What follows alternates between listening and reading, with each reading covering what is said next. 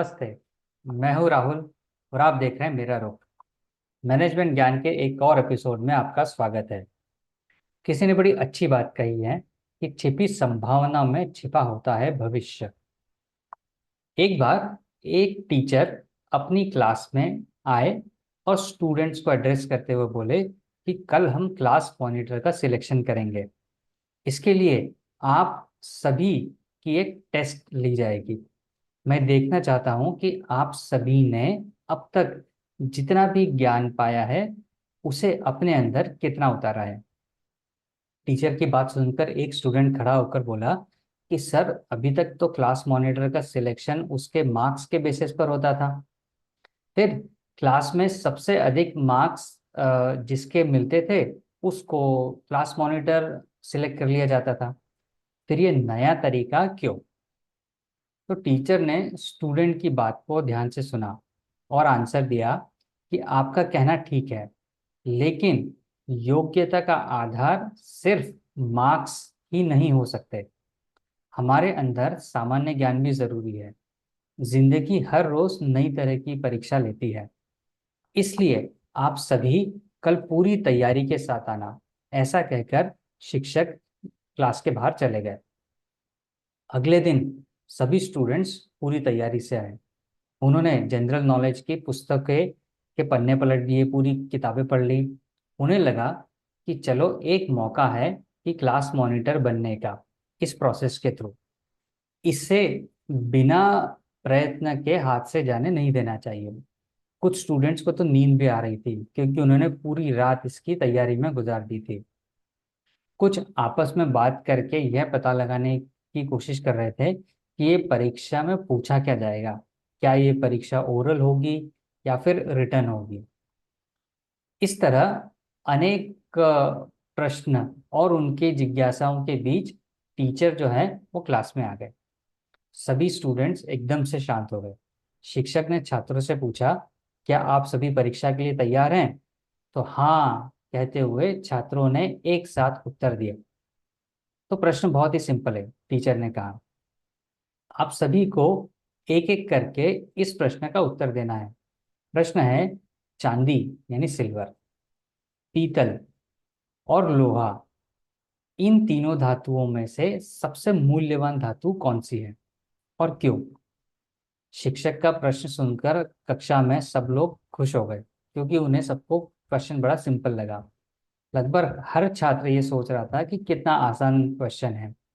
इसके बाद सभी ने टर्न बाय टर्न आंसर देना शुरू कर दिया और सभी ने चांदी को मूल्यवान बताया, यानी सिल्वर को वैल्यूएबल धातु बताया।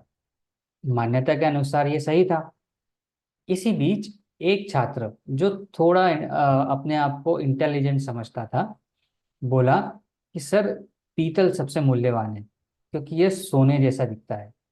उसकी बात पर पूरी क्लास जोर से हंसने लगी। छात्र थोड़ा सा एम्बेरस हो गया और वो बैठ गया। उसके बाद एक एक करके छात्र प्रश्न का जवाब दे रहे थे, लेकिन शिक्षक को सही जवाब नहीं मिल पा रहा था।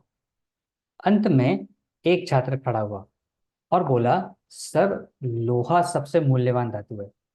शिक्षक ने कहा, अच्छा, क्यों?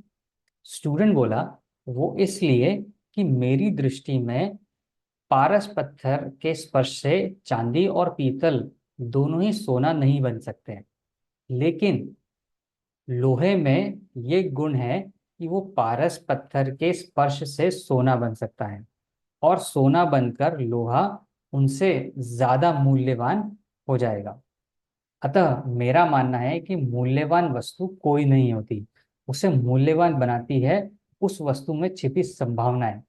छात्र की बात सुनकर शिक्षक प्रसन्न हो गए। उन्हें अपने प्रश्न का सही उत्तर मिल चुका था। उन्होंने उस स्टूडेंट को अपने पास बुलाया और क्लास मॉनिटर अपॉइंट कर दिया। तो देखा आपने, केवल किताबी ज्ञान ही सब कुछ नहीं होता। बुद्धिमान व्यक्ति इस बात को समझते हैं और वो समस्या को हल करने में केवल किताबी ज्ञान का उपयोग नहीं करते। उनके पास होता है एक विशेष ज्ञान, और वो विशेष ज्ञान हमें मिलता है अपने बड़ों से, बुजुर्गों से, गुरुजनों से और सत्संग में साधु संतों की वाणियों से। करियर में उन्नति के लिए यह विशेष ज्ञान ही काम आता है। इसी विशेष ज्ञान के आधार पर छात्र ने प्रश्न का सही जवाब दिया और उसके उत्तर के पीछे जो तर्क था वह भी कितना सही था कि मूल्य वस्तु का नहीं, उसके अंदर छिपी संभावनाओं का होता है।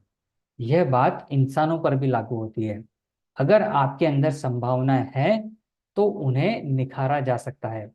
अगर संभावना ही नहीं होगी तो फिर कांच को तो घिस घिस कर हीरा नहीं बनाया जा सकता ना। दूसरी ओर, केवल एक जैसा दिखने के आधार पर ही कोई वस्तु मूल्यवान नहीं होती। जैसा कि एक छात्र पीतल को बता रहा था, इससे तो हर उस व्यक्ति को गांधी जी होना चाहिए जो गांधी जी जैसा दिखता है। यानी गांधी जी महात्मा गांधी बने अपने अंदर छिपी संभावनाओं से।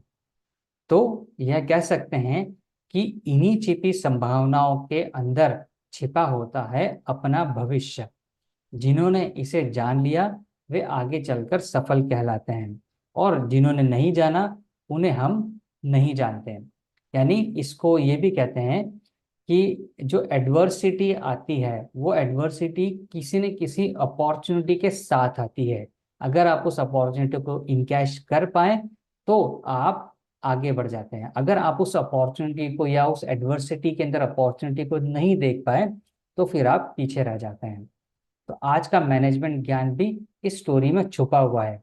तो आप भी ढूंढिए आज के मैनेजमेंट ज्ञान को और अपने आप को सफल बनाने का कोशिश कीजिए। आज के लिए इतना ही। मिलेंगे मैनेजमेंट ज्ञान के अगले एपिसोड में किसी नई स्टोरी और किसी नए ज्ञान के साथ। तब तक अपना और अपने अपनों का ख्याल रखिए। धन्यवाद।